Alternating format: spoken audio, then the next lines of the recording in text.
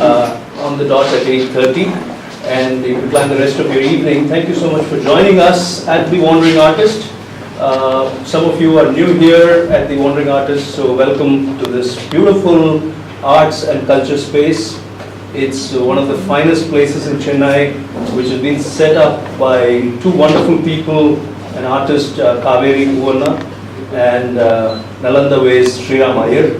This is a place where artists come to express themselves, to share what they've learned, talk to us about their journeys, like Rehane will talk to us today. This is also a place where students come and seekers come, and we run workshops here.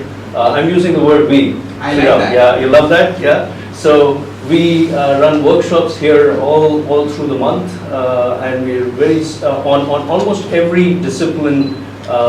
Art discipline is covered, and we've got yoga and guitar starting pretty soon, right? Yeah. So if you have members in the family who are keen to learn an art form, please register yourself at the front desk as you leave, and they'll be sure to send you updates on newer programs and workshops as they happen. This particular program, this conversation series is called The Artist's Soul, and Vani, my wife there, Vani and I, we curate the Artist's Soul series in partnership with The Wandering Artist. And the idea is to talk to people like Rehane, talk to artists, and understand their journeys. And we bring this quality of being students ourselves. What is it that we can draw from their lives? What takeaways can be there for us? And we think that artists are on a different planet, but in a way there is an artist in each one of us. The artist sitting next to me is expressing herself, and many of us are closet artists in our own way, in our art forms. There might be a great chef somewhere, there might be a great musician somewhere, there might be there is a great insect lover there in Puchi Venkat, each one of us has a choice, and we to express ourselves, but we don't. And the artist, the one who expresses, goes on to become an artist. So the idea is to learn from their journeys and see how we can share notes with them. Now, why do we do it, Vani and I? And that's an interesting story by itself. We are going through a very, very challenging phase in our life. For the past decade, we've been bankrupt and without money. And when you're put in a situation, in a spot in life, and life deals with all of us very uniquely in our own ways, we deal with our challenges, you end up questioning what's the larger purpose? What's the idea behind life itself? And when we asked ourselves this question, we realized that we had, through this cathartic phase, learned to be non-worrying, learned to be non-frustrated when our efforts to put the business back on track failed. We have learned to be non-frustrated, and we stopped asking this question saying why or why me. So we learned to be non-suffering. So we learned to be non-worrying, non-frustrated, and non-suffering, and therefore we found that it is possible to be happy despite your circumstances. And that became a raison d'etre for us, our life's purpose, if you can call it. So we are here through not just the Artist's Soul series, but through 4 other programs that we run across Chennai.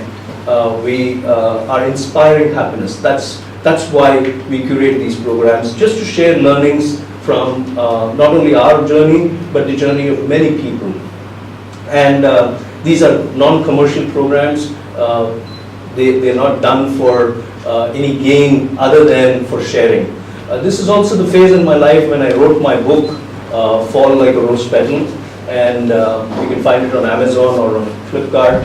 And I share through the book the journey of our life and what we've learned from it. I also write a blog every day. I do podcasts and I do video blogs. So if any of you is interested and you are on Google Play, there is now an Avis Vishwanathan app.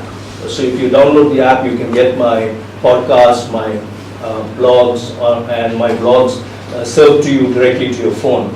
And iOS users will get it, will be able to download it, I guess, next week. So the idea through the entire efforts that we are making is to hopefully help people pause and reflect, and look at what matters more in life and hopefully make a better world. That's the idea. Many people ask me, so what do you do for a living? And if you're curating all these programs and these are non-commercial, then what do you do for a living? So we do have a workplace happiness firm. And I was asked this question particularly last time, when we finished. They said, you never talked about what you do for a living. So you're an author, you're a speaker, all that is fine, but what do you do for a living? And the answer is that we run a firm, a workplace happiness firm. And that's the firm which is in a lot of distress right now. And so we don't have enough at any time, or enough work or money at any time. But that hasn't deterred us from being useful. And I personally have great joy in talking to my guests and through their conversations, sharing what I have learned from life, and through the questions that get asked to the guests and to me, learning from the audiences we work with. So that's the background to why we do the Artist Soul series, and that brings me to today's conversation. Thank you, Rehane, for joining us. Thank you for being here. You'll have to turn on the mic and hold it. Because for the recording we need it, even if for the room we don't need it. So the format of the conversation is pretty much simple. For about the next 50 odd minutes, Rehane and I will be in conversation, and we'll be going over her experiences in life. And towards closer to 8 o'clock, we'll open the floor for the audience to ask questions. And we will close the program, as I said, at 8:30 sharp. Right? So are you all set? I'm always ready. All ready. I have to. All ready. She is an absolutely spontaneous person, and you're going to find this conversation very, very interesting. Even she doesn't know exactly what I'm going to ask her, and I have a few thoughts which I share with her. All my deep dark secrets. We're going to go with the flow, both of us. Absolutely. Right? Yeah. So I think many of us know Rehane, but I'll still introduce Rehane the way I see her, the way I understand her. And so I'm not going to do a conventional bio data reading out to introduce Rehane. This morning I sat at my desk and I asked myself, so there's this conversation with Rehane coming up, and how are we going to go about it? And the line that caught my attention in my mind was this line that Meryl Streep used to, in the Golden Globes award ceremony in January this year. And she actually borrowed the line from another great actor, Carrie Fisher, which said, take your broken heart and make it into art. And I felt that there is a great relevance between that line and Rehane's own journey. She's an amazingly stoic person. First of all, let me tell you that. It's very good to meet people who have the inner strength. And those of you who don't know a bit of the background might be useful here. Those who don't know Rehane's story, she was born in Paris, and when she was in her early teens, her parents separated, and she moved to Rome. She went on to graduate from the European Institute of Design and Calligraphy in fashion and photography. And around that time when she graduated and she was beginning to start off her career, there was a setback. Her mother died in very tragic circumstances. It was an extremely famous story in Indian media when it happened. And the family was totally shocked, obviously. And here was somebody setting off on her career, and here was a tragedy that the family was coming to terms with. But to take all that on one side and continue to focus on expressing herself, and in just about a few years after all this happened, she got the Miss India Femina Award for the Best Creative Fashion Designer in the year 1996, am I right? Yeah, in 1996. In 2011, she got the NDTV Hindu Lifestyle Award, and in 2013, and I'm just picking up a few awards, but she's got a lot of them, but she got in 2013 the FICCI Award for the most outstanding woman achiever. So can you imagine somebody who's dealt with a difficult teenage and becomes a young adult to deal with a huge tragedy, and then how the person copes with that tragedy and instead pours her entire heart into an art form that she's in love with. I think it calls for a great sense of courage. Thank you so much for joining us. So today. sweet, my God. I'm looking at myself in a new light now. Really, was that me? Obviously, it is you, and that's the way I see you. I have another connection with Rehane. Her sister Sabha is married to a very dear friend, and that's how I met you first. You may not remember it. We met at Antoine and Yes, of course. Sabha's wedding. That was the first time we met, which was in the year 2000, Jan 1, 2000, Yeah, right?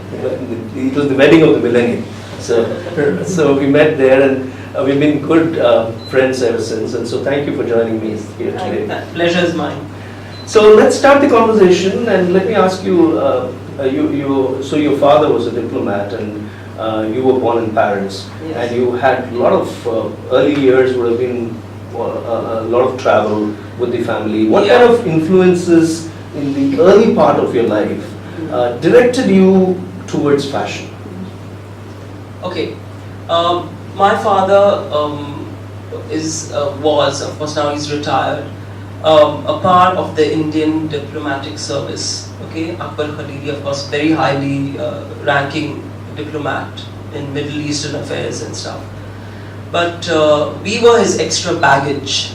Me and my three sisters, we're four girls, okay, like Little Women, whoever's read that book. Four girls, father, mother, going all over the world. And even when we were in India, we would be in Delhi, in Chennai, in Bangalore, and we would never stay in a place for more than a year and a half, 2 years. And frankly speaking, I think everyone should have movement. It gives you a kind of a different perspective to the way life should be lived. You know, lots of people get very comfortable with where they are, their comfort zone, their bed, you know, their kitchen, their mug. You know, that type of attachment you will see very less of in diplomatic families or in army families. You know, because we are all so used to being moved all over the place all the time. So I have to thank my father's job for giving me this global view on everything. You know, I don't think of myself, of course I think of myself as Indian, but I do think of myself also as a global citizen, you know, because I've just been everywhere, you know, whether it was being born in Paris, of course, who's going to remember when you're born, but then I've been to Jordan. My first memory as Rehane is Jordan, and it is Black September. You know, Black September is when the Palestinians and there was a huge war happening. That was the beginning of that of the Middle Eastern crisis. That's my first memory. The sound of machine guns.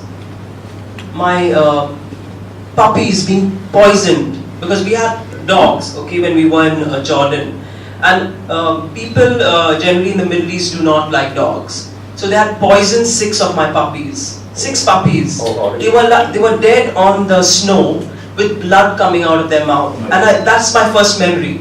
You know, snow and these puppies with their eyes closed and a little bit of blood on the snow. And the sound of machine guns and blackouts and these things flying overhead. Gunfire. Okay, so that's my first memory. And mustard fields and blue skies and white clouds. So that is Rehane, age 3.5, 4 in Jordan. After which we moved here, moved there. I mean, I can write a history book, a book on my journeys. We always seem to be going to places that had war or whatever. It doesn't matter because every place is so beautiful. The world is so beautiful. Wherever you go, there's only beauty and experience. I mean, any experience apart from what you're used to is a good experience. You should never look at it like, oh, I went there and there was this issue there and I had a passport, my passport got picked. Whatever it is, it's a new experience and life is about experience. And fashion, so were there early influences? Were you an artist? Yes, I mentioned, I was always very artistic, okay. And I was a huge big dreamer, okay? We have 4 girls in our house, okay? Zibande, Saba, myself, I'm the third, and my younger sister, Sam. And I was very, very artistic. And also very athletic, which is a very weird combination, because generally you're artistic and dreamy and then that's it. But here I was track and field and drawing and painting and doing everything, singing, everything. I basically loved clothes because I come from a family where women are very, very beautiful. Okay, they're not like pretty beautiful, they're like jaw-dropping beautiful. Like my whole family, if you ever had to come for a wedding, to a Khalili Namazi Mirza family wedding, the women are outstandingly beautiful and outstandingly elegant. You know what I mean? And outstandingly articulate. So our bar was right there. I could not be, okay, chalta hai, wear rubber chappals and go walking around. I could not be that, because here we are with such fantastic, role models. And it's not just about, oh, she's looking gorgeous, she comes from an almost royal family and they've got a great lineage. These are women who are educated, who are articulate, who are well-read, who are wealthy, who've got everything. You cannot be some disappointment. It's not like you have to live up to their expectations of you. You have to live up to your own expectations of yourself. Okay? It's not like only their expectations matter. Their expectations, they matter. But I think your own expectations should matter more to yourself than theirs.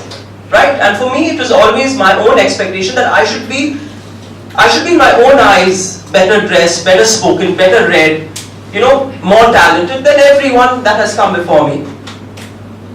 But having said that, fashion, basically being the third daughter, okay, in those days we had this beautiful tradition in all the old families to hand me down clothes. I don't know how many of you in my generation have worn your cousin's clothes or your sister's clothes. I don't know how many of you have, okay, but I was girl number 3, okay. So what do you think happened? The 2 older sisters' old clothes would come to me, one in blue, one in pink. Then, to add insult to injury, the younger cousin's dresses also would come to me. So, maybe for the first 14 years of my life, not 14, 12 years of my life, I was supposed to wear all old clothes, like all the time. And no one thought it was a big deal. Because we would hardly go out as kids, of course, if we were traveling with our dad and all, we were more or less just studying and going home and playing football or playing hockey, and we had a totally different upbringing, nothing to do with the whole diplomatic corps and this. That came much later when I was 15, 16, 17. But as a kid, these leftover clothes from my 2 oldest sisters, I think that's where I was born with this Junoon, which means passion. I'm going to wear good clothes one day. Because, my mother believed, if you have very good looking children, and all 4 of us look somewhat like me. My 2 older sisters are taller than me, slimmer than me. My younger sister is my height. So when 4 of us have to enter a room, even if you're sleeping, you'll come back to life. And all of them have these larger than life personalities. So she said, among us we believe if your child is too pretty or too beautiful, you don't add to their prettiness by dressing them well. You kind of let them go like little snotty children. Let people not really look at them, then only they'll grow well, So maybe that's what my mother's mindset was. She'll even cut our hair in the house. And believe you me, we are from a very, very good family, okay? I don't want to say which family, etc., but from a very good Persian origin Indian family, okay? And anyone in Karnataka would know us. There's a road in Jaipur that's named after my great-grandfather. It's not some average family. This is a good family. Grandfather was knighted by the Queen of England, etc. So we've kind of been there, done that, as a family.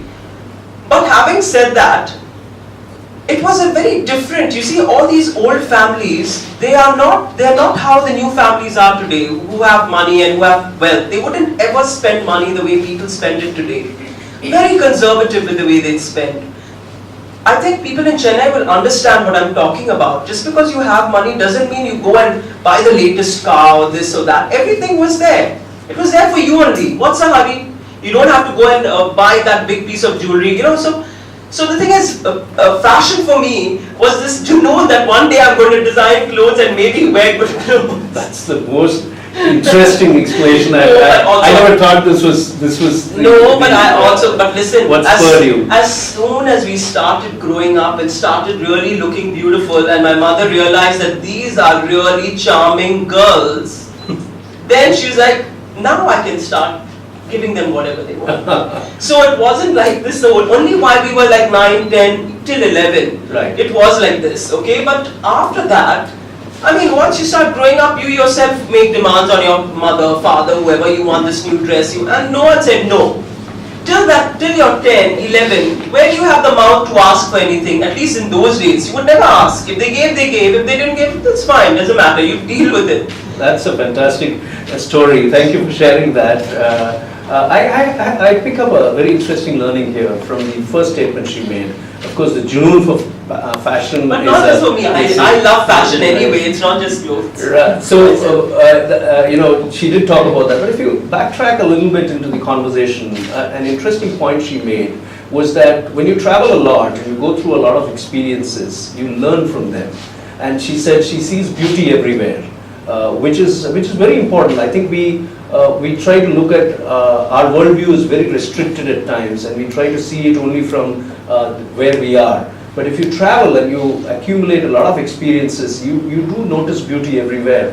Those of you who are regular at my shows will know that I'm a big Rumi fan, so I'm reminded of Rumi, Jalaluddin Rumi, and his poem, you know, a couple of lines from that, where he says, in everything I spot beauty.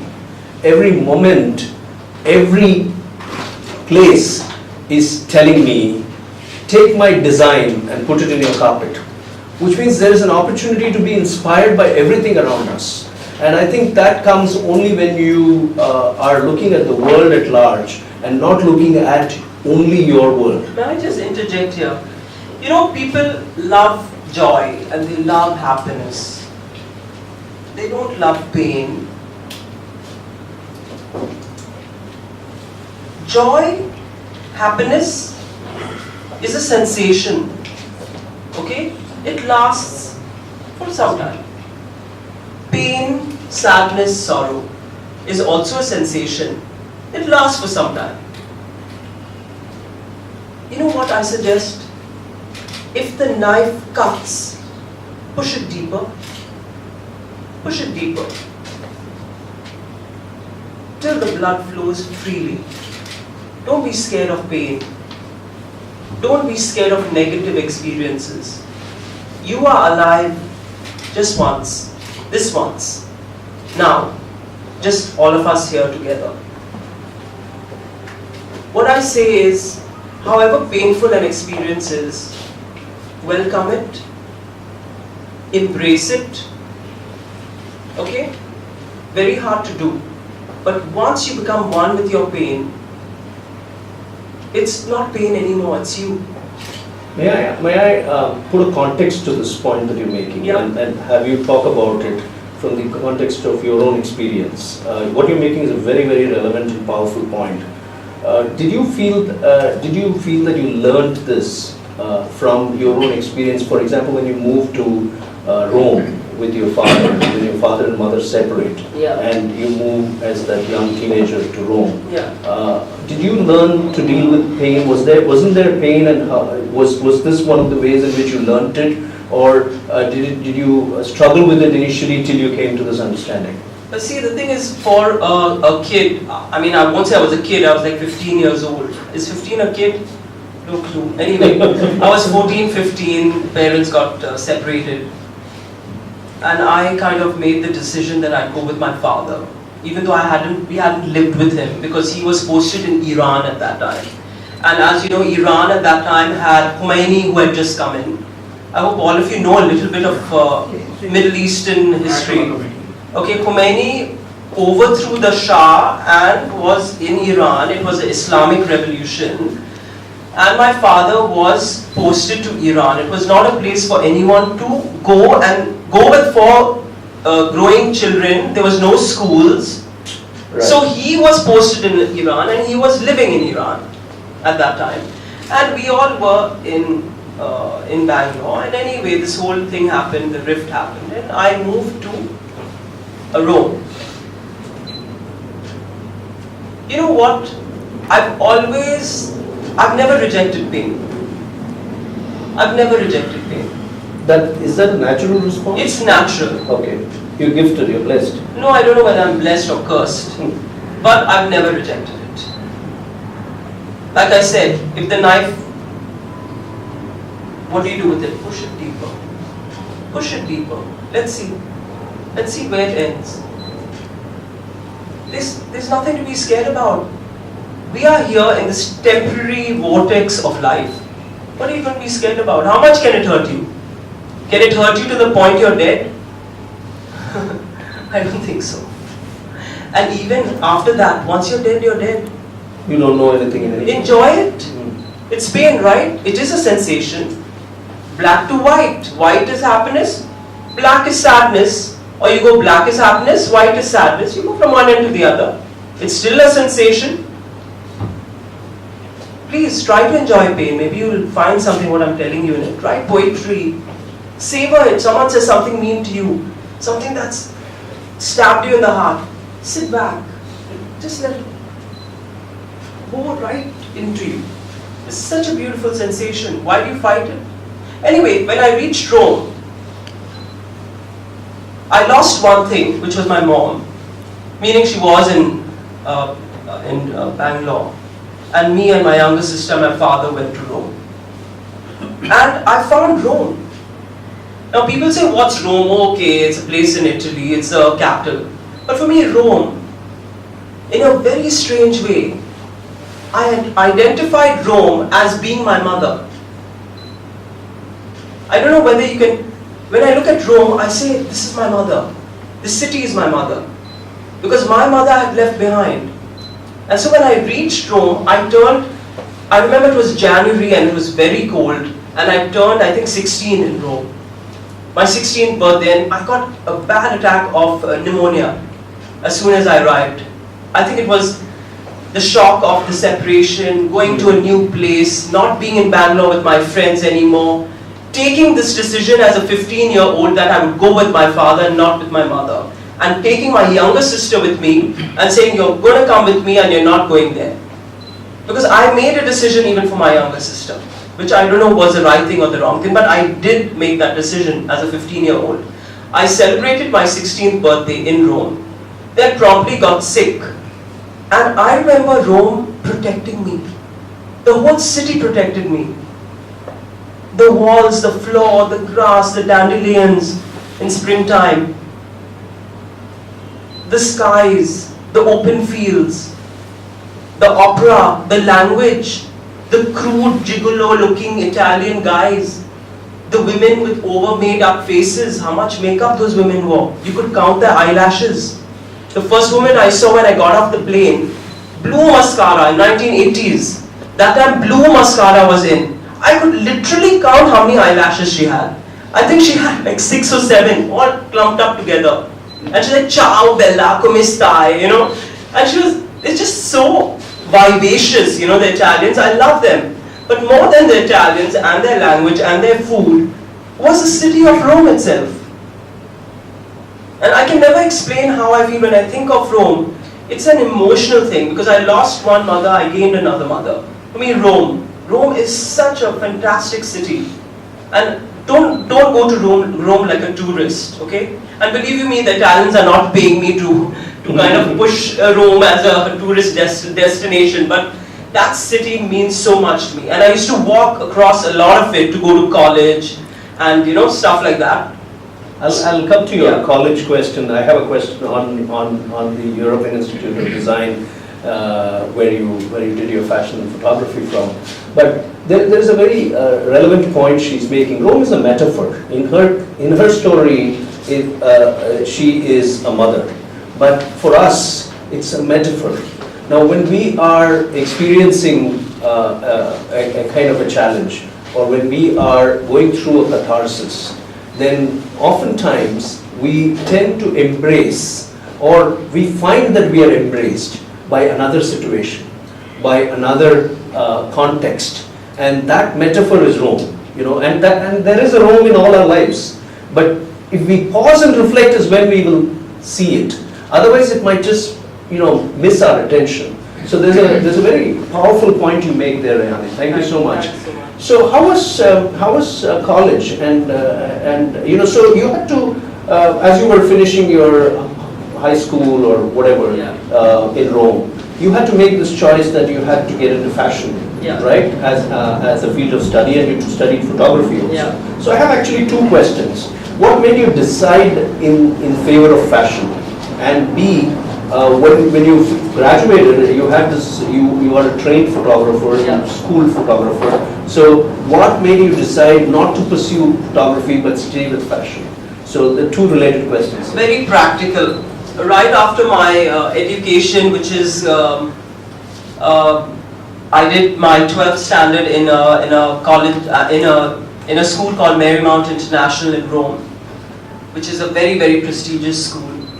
I wanted to go to the JJ School of Arts in Bombay. Oh, seriously? Okay. Yeah. Okay. Interesting. Okay. Yeah, but they didn't take me.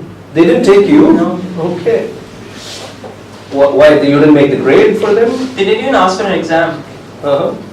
I don't know, they just didn't take me. They knew. Did they give you a reason? No, they didn't take me. I have no clue till this day why they didn't take me. Were you hurt by the rejection?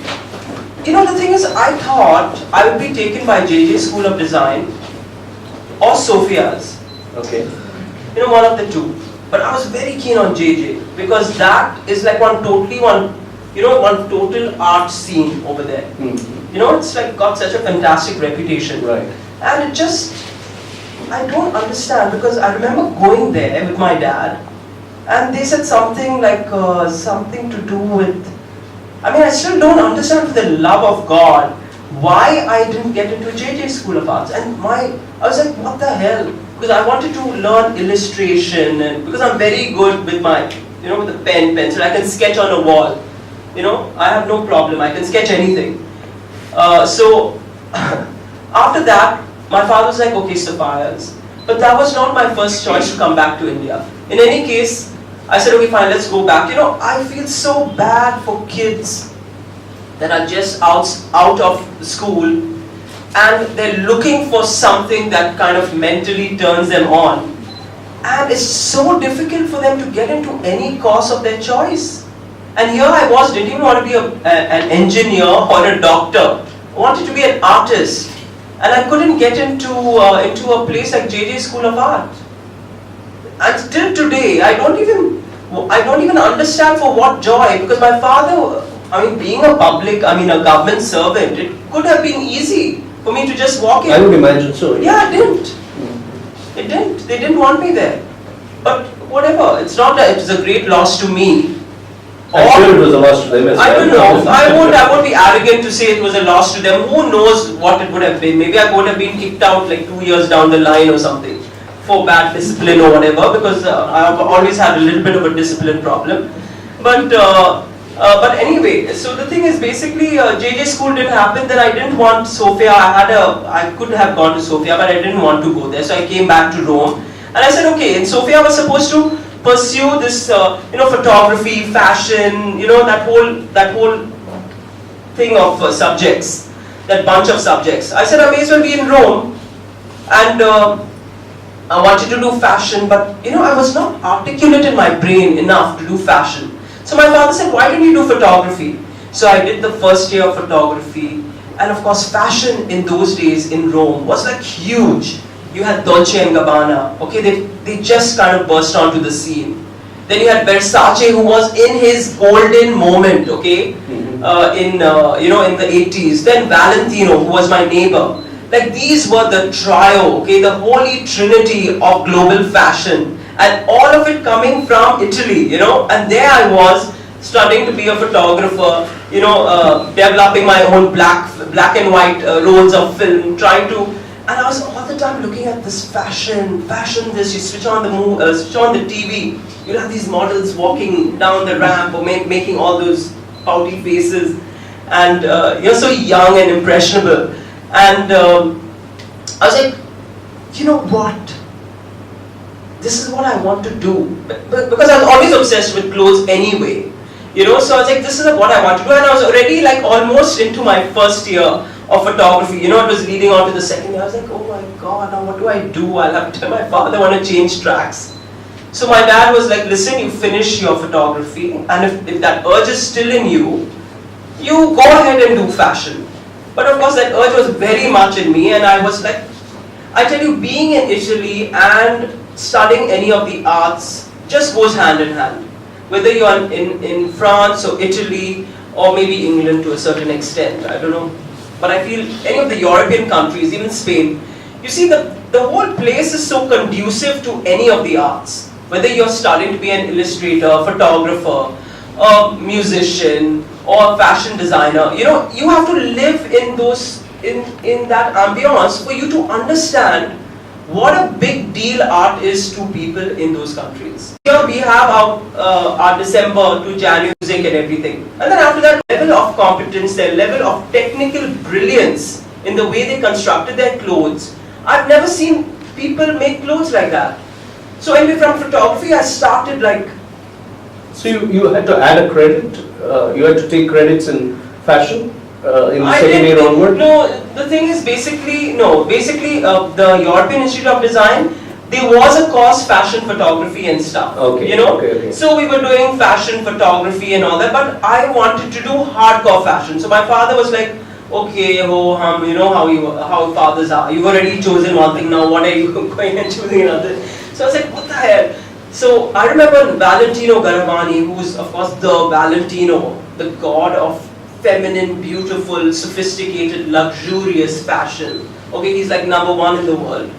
He was my neighbor in Rome. And I said, what the hell, I have to be a fashion designer. I can't, I love photography, it's my life, but I have to be a fashion designer. So I remember doing these 4 sketches and putting it in the letterbox of Mr. Valentino, and I said, here goes nothing, okay, just post it. I just have to get it off my chest. I love fashion. And you won't believe it, his secretary called me back. Within the next few days, his secretary called me back. And I was in a state of shock. I was like, where is Valentino? He's like the god of fashion, literally. And she called me back, and she called me to his office, which is near the Piazza Spagna, the Spanish Steps. And she was like, listen, you have so much talent, you cannot throw it away. Please join the Parsons School of Design. Valentino has just opened the Parsons School of Design in Florence. You must do this, blah, blah, blah. So I went running to my father. Even Valentino wants me to become a fashion designer. You have to let me be a fashion designer. So he said, okay, how long is the course in Parsons? So I said, it's like 3.5 years. He was like, listen, you've already almost completed your second year in photography. And my father had like 1 year left to be in Rome. He said, I can't leave you here for 3 years on your own. So I said, okay, it doesn't matter, but let me learn something to do with fashion. So I went to another school called Caligaris, and I went and learned cutting and sewing and all the rest of that with a lady, a seamstress. Because that's where you really learn how to really cut and sew and the finishing and technicalities. So I went there and I learned. So that was my transition from photography to... What a fantastic Sorry, story. it's a very boring No, story. of course not. I want, in fact, especially for the young people in the audience, I want to, there's young Aditya there, there's Sandhya here, there's Anshul there, I think for all the young people... There's Aishwarya there. So I think there is a very important takeaway here. The Tamil is powerful. எனக்கு வரது தோணுறது எனக்கு தமிழ்ல தான் வருது. So அந்த தாகம் இருக்கணும். You must have a thirst. அந்த தாகம் இருந்தால் தான் வழி பிறக்கும். She found her own path, dropping sketches in the mailbox of Valentino, convincing her father, going back to her father and having those powerful conversations, convincing him that no, let me do this also. And then going to Madame Hidetti, right? Yeah, in some place she was. I used to travel and go and walk back. For the thirst of learning and wanting to immerse herself in that art form. I think many of us today, this is not any reflection on any single person, but I think all of us today, because of the way technology has empowered our lives, want instant gratification. And you want to reach someone, so it's possible to reach them on a WhatsApp message like in a nano like that. Things don't happen in life, all of them don't happen in a nano like that. And you've got to invest your thirst in the right direction. Then the way will always be born. That's what I'm picking up from your story. Yeah. Then you went away to Australia, right? And you did a complete shift in continents. Yeah, because the thing is, I basically what happened was I finished my course with Inetti, I finished my course with Caligaris, came first in university. And then the thing is basically I didn't feel, but my father, not coming from a traditional family where there's a mom and there's a dad and there's a mom to always argue your case. There's no one to argue my case, so I argue my case myself. So basically what happened was, my father's like, listen, I'm going to Australia. If you want to get a job in India, that's fine. Or come with me. Maybe there'll be opportunities for you in Australia. So I went there, and on the way to Australia, I met my husband, Yavar. That's how you met? Yeah. You met on the plane? No, I met because my grandmother used to live in Chennai. My father's mother used to live in Chennai. Okay. No more, of course, she's deceased. Okay. But she used to live in Chennai, and that's where, I kind of met up with Yavar. And then I went to Australia, and then before I could even unpack my suitcases, he proposed to me. Okay. And before I could even say yes, no, maybe, he kept on bombarding me with phone calls. I wish he was here. We could have had put so much pressure on me that I couldn't say no. So I had to say yes. So I was like a 21, 22-year-old human being who got married. But talk about Australia, and you learned from Maggie Shepherd there. Did you have to invent ways there also to learn? No, I lasted exactly 2 days, so don't give us so much bhav. Oh. Okay, I went there, I saw what her clothes were like, and I was like, oh really? Is this fashion in Australia? Please don't put that on record, but it was just like so different to what I thought fashion was. Okay. You know what I mean? Here I am coming from a place which is like Dolce & Gabbana and all these big boys. Then I go to Australia and I see nice clothes, nice prints, and I was like, what the hell am I doing here, man? I'm overqualified for this job. I don't think anyone has lasted for half a day at their job. That's like a record. I walked in and they said, this is your cabin, or this is your place, you can sit here. So I sat there and I just looked at some of the fabrics and all that stuff, and I was like, dude, it's not happening. There's no way I'm going to design with fabric that looks like this. And I just got up and I left, and I told my dad, I was like, listen, I may as well get married. You also did dabble in film production or Yeah, that was in Italy. I tell you, the good thing about living abroad is that you have to earn your own pocket money. At least, for some time. So you get opportunities, etc., etc. So I also had an afternoon job working in a place called Chinichitta. Chinichitta is a...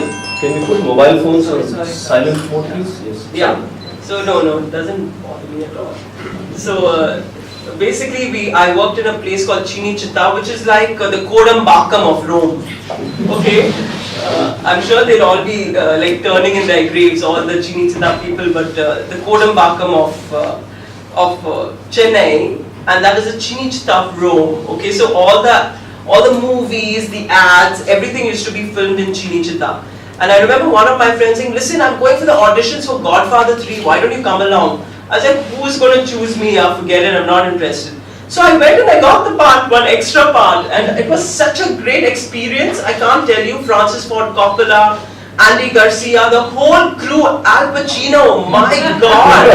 It's like, I was like, I would have been on 17 or 18, and they made me look so ugly because they didn't want the competition to the other actresses there. I don't know what they did to my face. They put so much gel in my hair and moved the hair all like this at the back, and they gave me these dowdy clothes.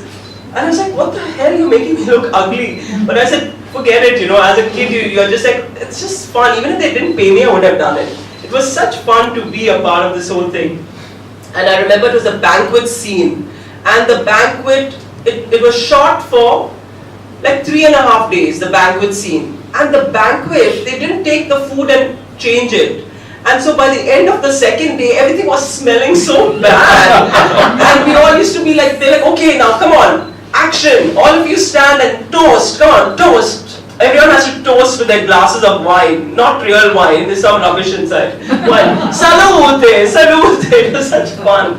We had such a blast. But that didn't encourage you to try the arts, you know what? to be an actor. I have a feeling that if I just was a little easier, that would have been an avenue. Because the amount of offers I got, like Andy Garcia himself said, hi, I'm Andy Garcia, what's your name? And I didn't know who he was. I'm looking into it, hi, I'm Rehane.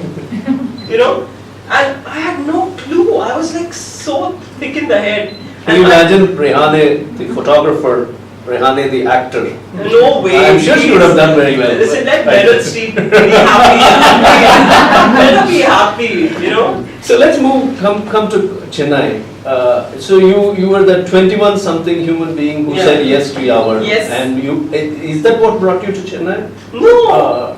You had family here. I came to see my grandmother. Right. Yeah. Right. But you then choose to operate out of Chennai. Now, for a person born in Paris, travel the world, or why not Mumbai? Why not Delhi? Why did you choose to live out of Chennai and work out of Chennai? You know, I'm not asking this in a derogatory sense. No, I understand. You know what? I'll tell you, for me, being in any part of India, whether it was Chennai, Bombay, Goa, Timbuktu, even though that's not in India, you know, would have been the same. I never thought that, oh, Chennai is conservative, they don't like to spend money, or Bombay is like very hip, they'll spend and they like fashion. Delhi will only spend if you're seen in the press. You know, I never even thought that this was the difference among cities in the country, because I had been out for such a long time. I had no clue this is the way the country worked. I thought if you're a city, you're a city. And if you're buying public in a city, you're buying public in a city. You don't like to spend, you don't like to spend. I thought all the spenders would be like all over, and all the non-spenders would be all over. How did I know that there was, and actually is there's a huge difference in the way each city is. I had no clue.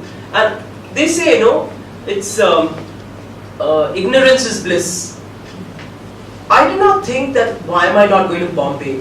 Why am I not going to Delhi? It didn't even bother me. I thought Bombay, Delhi, Chennai, Bangalore, Calcutta, one of the metros. That's a very powerful perspective. Very powerful. I never thought that, you know, you're supposed to be like this and you're going to make more money in this city or that city. It didn't even strike me. I thought anywhere I am, I'm going to make it.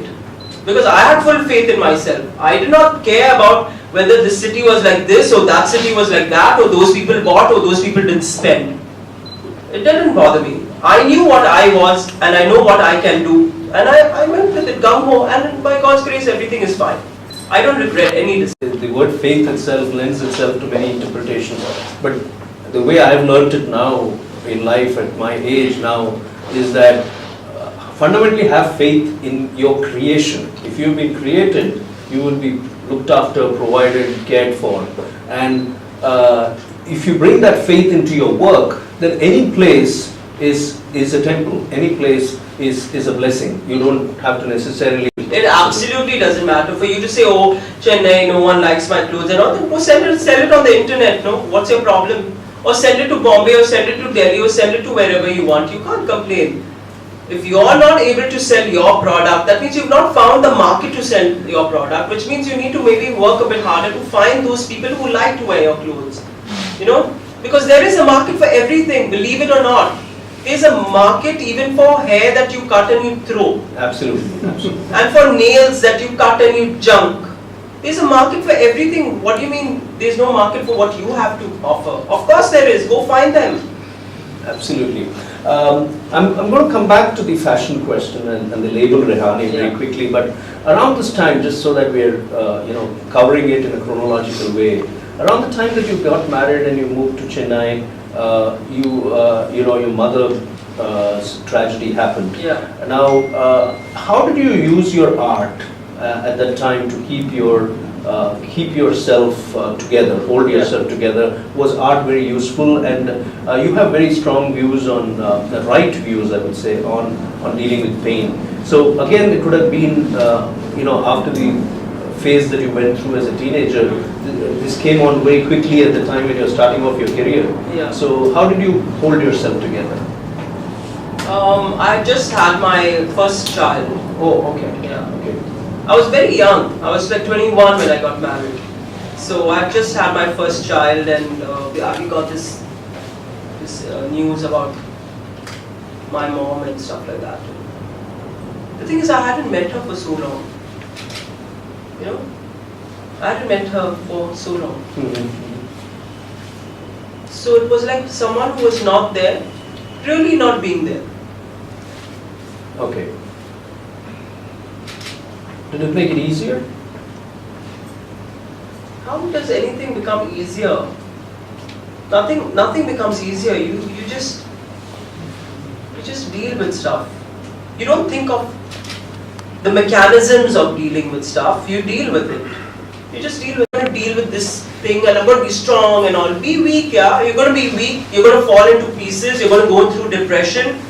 What are you going to do? Try to kill yourself? What are you planning to do? Go through it. Be a lover of pain. Why are you scared? A person who is not there is not there. Nothing to feel happy about. You want to cry? Cry. You also have to go one day, big deal. But very sad. Sad. Wasted life. Because life is the gift, no, over here. Life is the gift. Joy is not the gift. Wealth is not the gift. Life itself is the life is the gift. When I look at pain, and I look at all my disappointments and some wrong decisions, some right decisions, some happiness, I look and I say, God, all these sensations.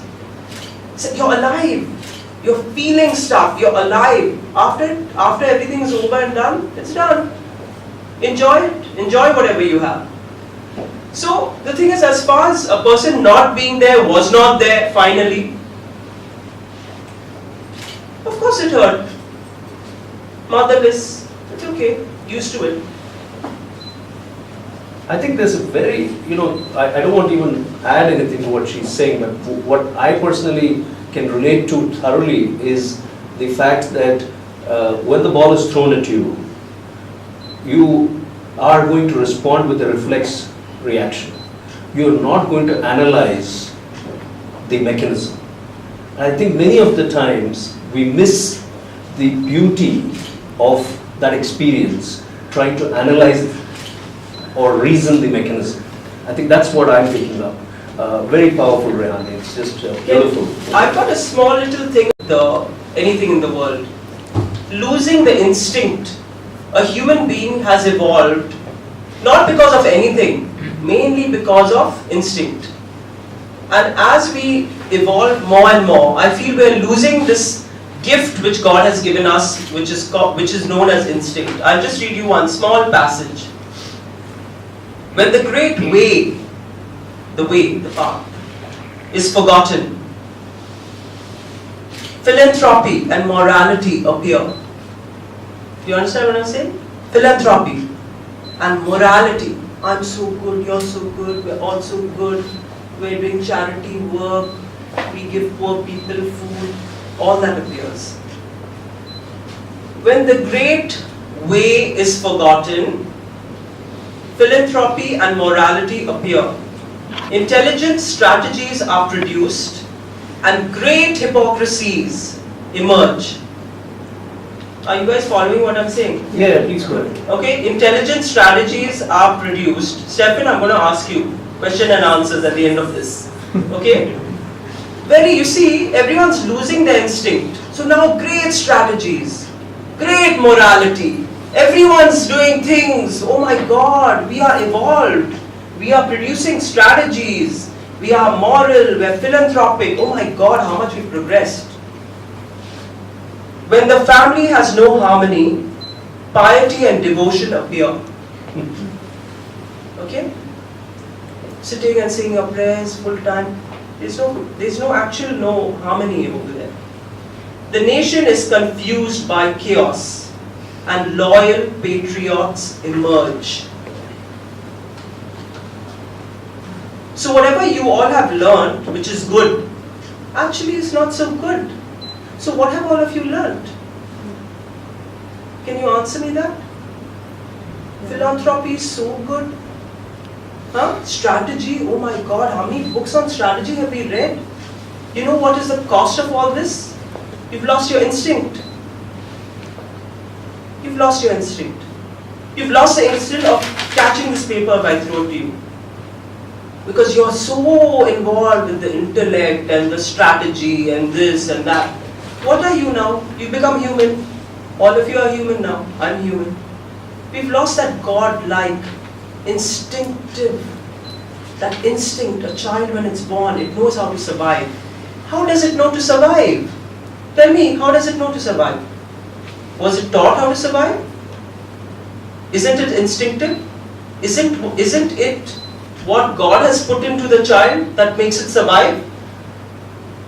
So why are you also intelligent? Why are we also intelligent?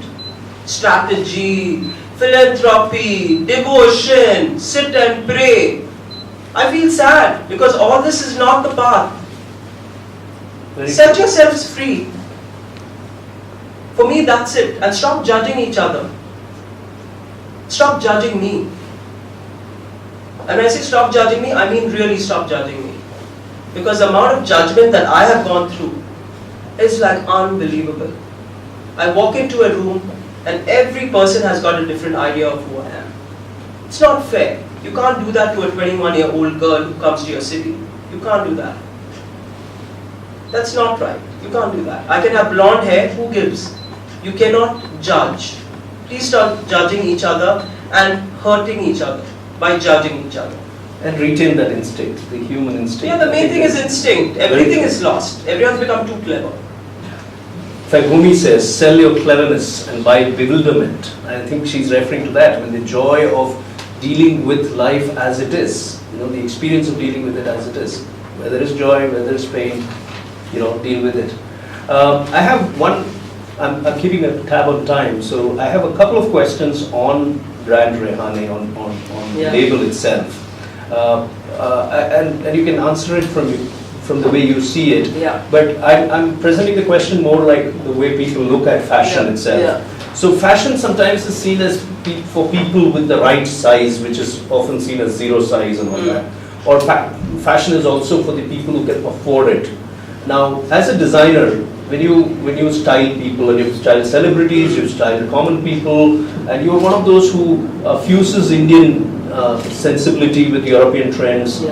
So you do all of that. How do you?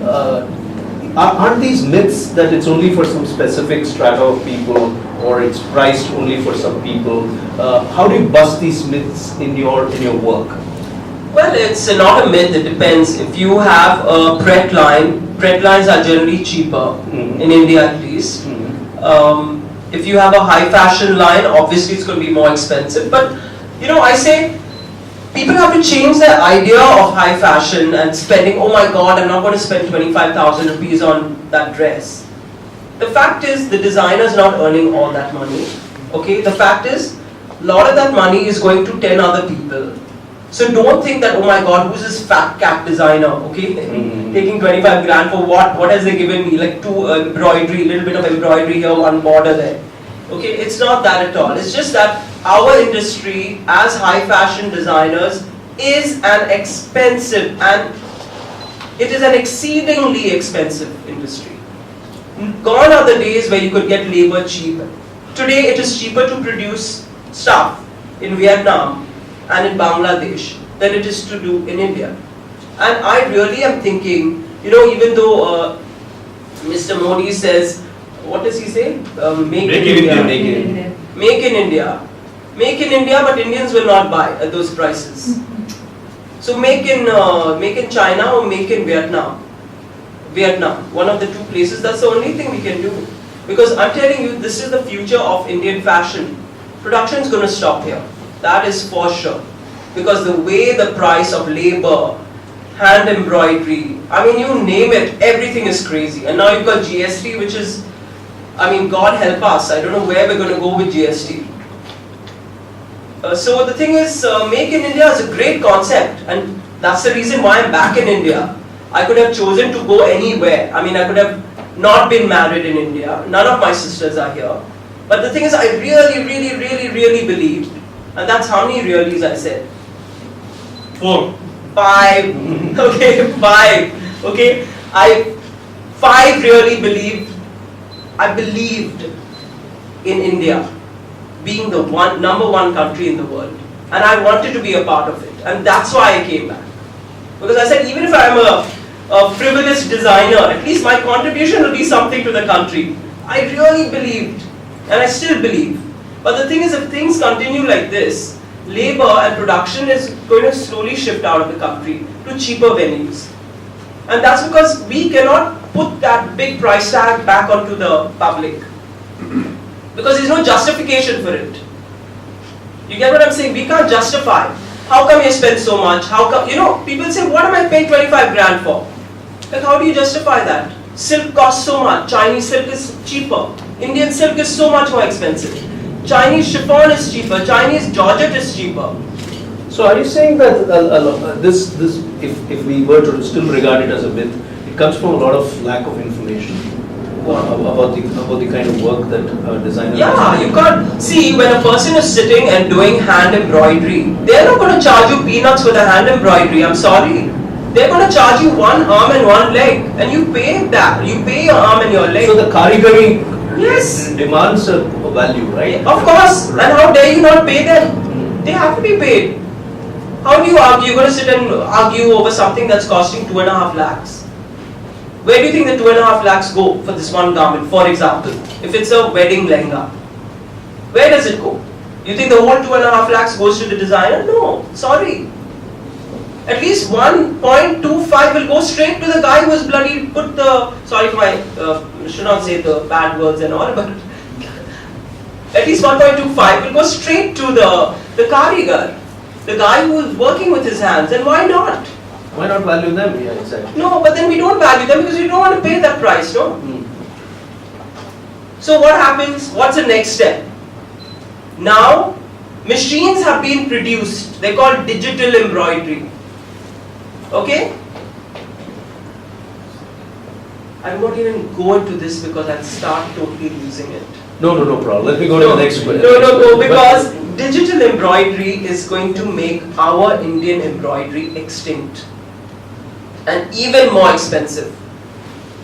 Okay? Whatever you can do by the hand for 10,000 rupees, you can do by digital 1,000 rupees. Who is going to buy that 10,000 bucks thing? Who? And who is producing these machines? Guess which country? China. No prizes for guessing. Correct. China. Who's producing cheaper silk? Cheaper cotton? Everything cheaper. Everything cheaper. What are we doing?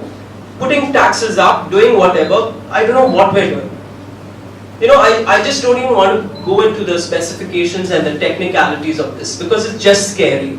It's just scary what we're going to be doing to the handloom industry. We're going to make it like handloom is going to become the couture of India. Instead of having haute couture in India, you're going to have handloom based products. That's going to be the couture of India. That's what's going to happen. You get what I'm saying? Yeah. The weaves, Mahatma Gandhi used to sit and weave.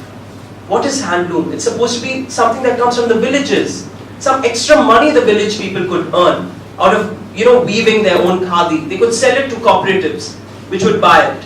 Now this has become the class symbol. Can you imagine khadi and handmade, hand-spun stuff becoming a symbol of class? Can you imagine what has happened to the economy? How we've let it happen.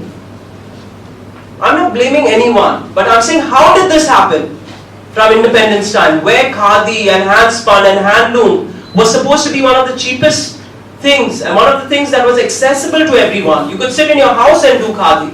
Why is it today that people charge any amount for it? Khadi, hand-spun, you go to khadi, 50 rupees. 275 rupees, 300 rupees a meter. Okay? Is that expensive or cheap? Very. It's expensive if you can pick up fabric from an export surplus place for 60 rupees. Cotton. Do you understand what I'm saying? Khadi is the soul of India. Khadi, handspun, all these things. This is our soul. Why are we selling it at these prices? You know what I mean? It is really bad. I mean, people need to have some food for thought, what I'm saying here. You cannot sell something which is the soul of the country for so expensive and make it like a high fashion product where only the super rich can buy shwetambaris and pitambaris and uppadas which are woven in cotton with gold and silver thread. What is this? What are we talking about here? And then the mass, who's making all the money? All the nasty stuff, the computer embroidery, digital embroidery, put more embroidery. I think this is a very powerful. This is like a total powerful different discussion point for of- another no, day. But it throws light on the industry in a way that at least I have not heard before. So thank you for sharing Oh, that. welcome. But one last question before going to the audience.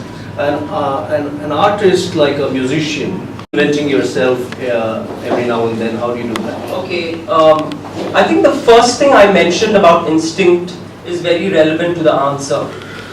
I'm not a person who plans. How am I going to catch this ball? Okay. What is relevance to me? Can you imagine what relevance to a person like me means? Nothing.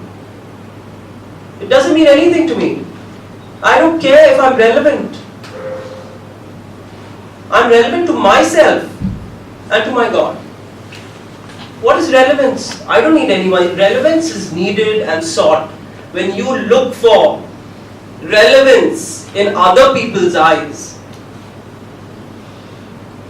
I look for relevance in my own eyes. I am you, you are me, we are one soul. You all may not see that. I see it. I'm the only person who's relevant to me. Okay? So that body kind of pollutes what is so pure in each of you and in me. I'm not going to look for relevance with anybody in the world, not out of disrespect, but because I think each person should look for relevance only within themselves. And only if they are happy with themselves, I'm sure the whole world will accept them and will be happy with them. Don't be like a potted plant just sitting there. I'm going to get sunlight, I'm going to get rain. No.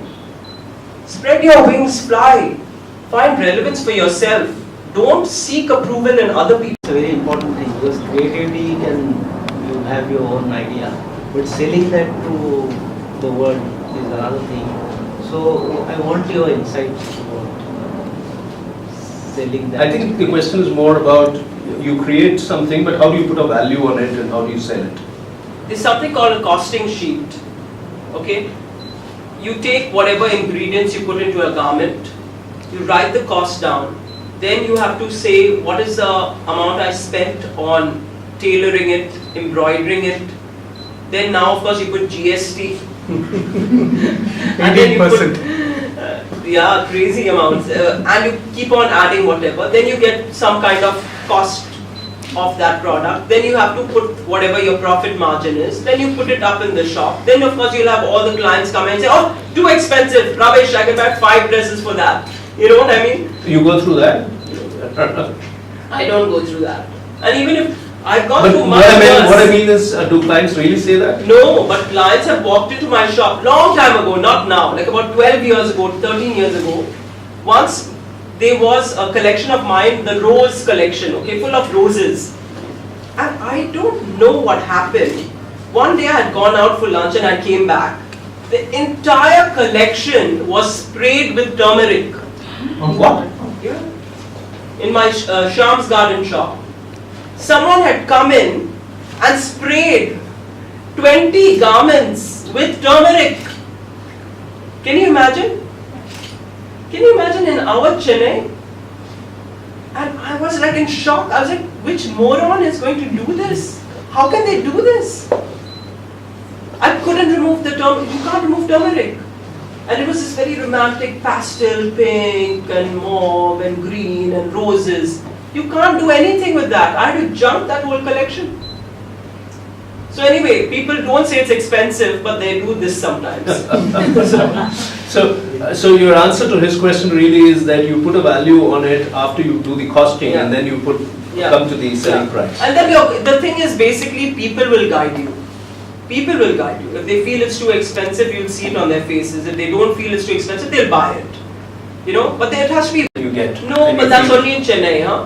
That's only in Chennai. Oh, at least as a consumer, I feel No, that only in all Chennai. my choices are based on Bombay, New York, Delhi, Moscow, anywhere in the world. They want to see what has Versace done this season, what has Chanel done this season. So you feel that the line is more, the Because brand it- is more powerful. It's not that, it's just that the brand has been producing such good stuff every season, every season. People know that if they go to these shops, they're going to see something good again. Okay. So it's not about a label being suspended in mid-air and having a value. It's about that label clocking in that kind of work over the years, Consistency. producing products that are desirable and consistent and good quality, and that's why people keep returning. Okay, fine, Chanel will definitely have something Okay. this season. They had something fantastic last season, too expensive for us. Maybe this season they'll have something a little less expensive. Let me go and have a look. You know what I mean? So that is what, it's not ulta. You can't just take a brand and throw it on someone. This is what luxury means. No. You have to clock in those 25, 30, 40 years for people to say, this is a good brand. It's not going to come overnight. And if things come overnight, they also go overnight. So that's one way of looking at it. Next question, please. Yes.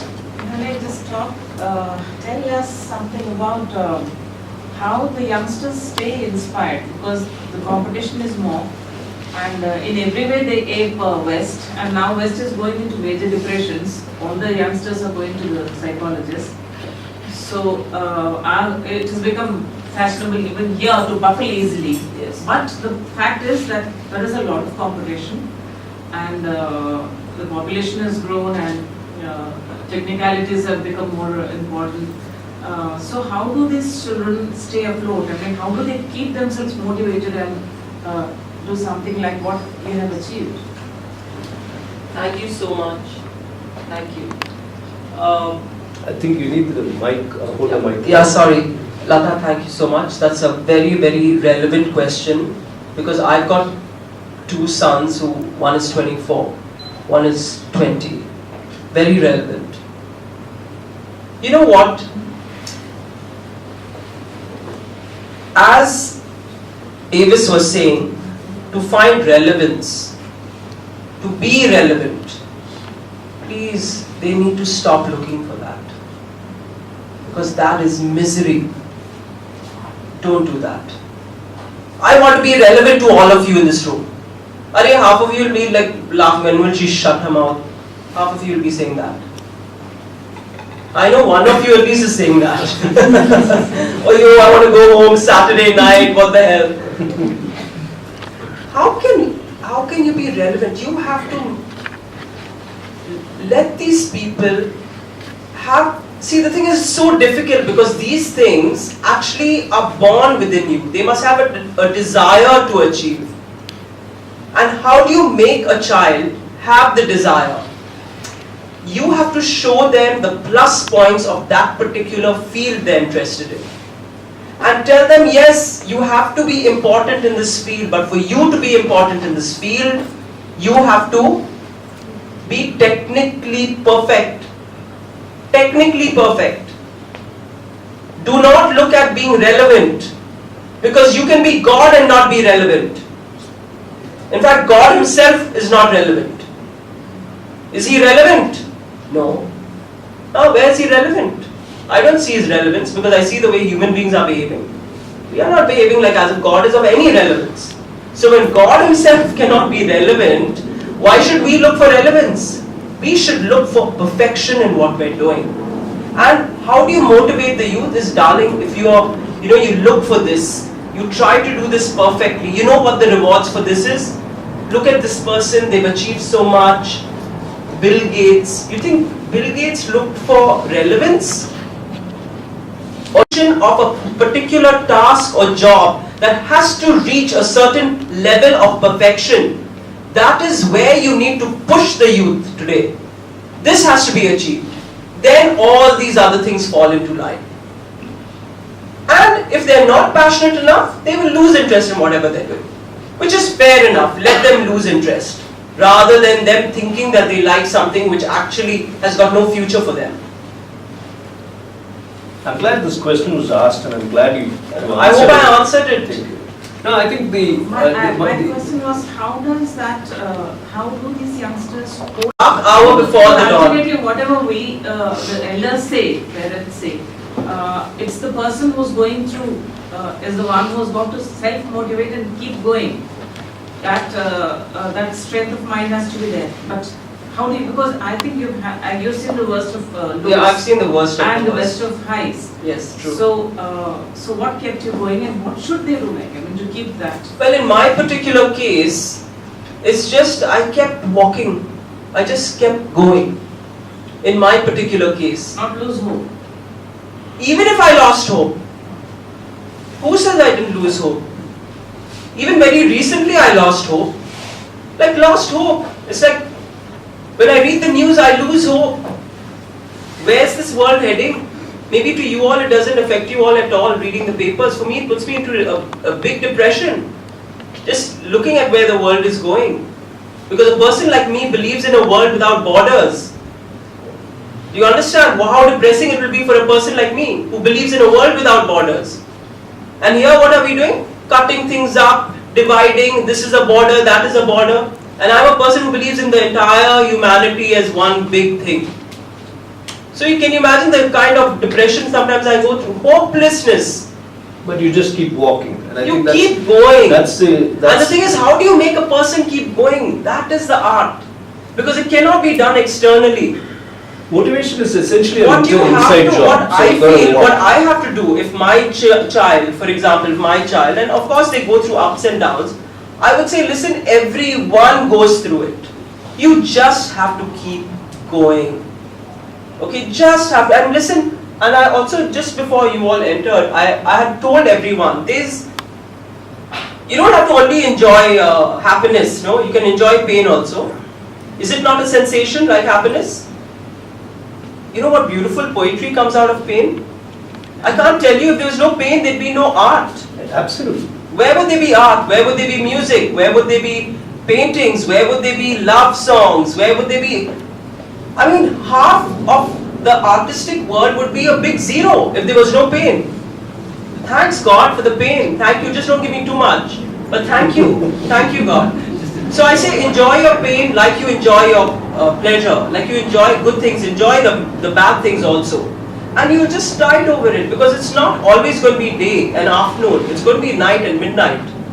What are you going to do? You have to just go with the flow. And that's something youngsters have to understand. The minute they get a little dejected, they're like the whole world falls apart. How do you have to tell them that, you know, this is something, people go up and down, this is the way life is. You should not give up. We have to keep on counseling them. You have to keep on counseling them. Sometimes, and as parents, sometimes when we go through, you know, to add to the point, as a parent, and our child also is going through a lot right now, we have to remember that Khalil Gibran, the children are born through us, not for us. exactly. And we have to remember that everyone, irrespective of the fact that they are your children, has to bear their own cross. You cannot bear it for them. You can be there for them, but you cannot carry it for them. It's their cross. And so I can totally relate to what you're saying and the question, you know. And just keep walking is very important. There will be days of darkness. We're going through it, Vani and I, and we know exactly that the greatest service we do to ourselves is we get up every day and we keep walking. And we say that another day, let's see what we can celebrate today. And there will be a challenge, there will be a twist to the tail, there will be a crisis, but we deal But with can it. I tell you one thing, okay? Sorry to sound like a philosopher, but you know, every minute changes, right? 1 minute passes, another minute passes. You have a chance to change yourself every minute with every minute that's passing.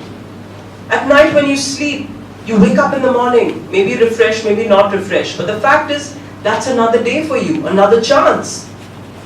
You know what I mean? Every moment gives you an opportunity, and that is something you need to teach people who have ambitions, because people who get depressed and who totally go through a bad time are people who have ambition. They want to be